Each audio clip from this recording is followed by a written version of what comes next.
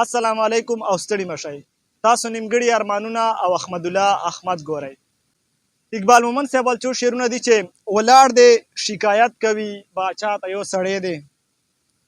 ولاړ دی شکایت کوي باچا ته یو سړی دی. تړلی چا په دشته کې بلا ته یو سړی دی. نه ځمکه ورکوي او نه د ځمکې کاغذونه. نه ځمکه ورکوي او نه د ځمکې کاغذونه. یو پلار نه پاته شوی دی کاکا ته یو سړی دی.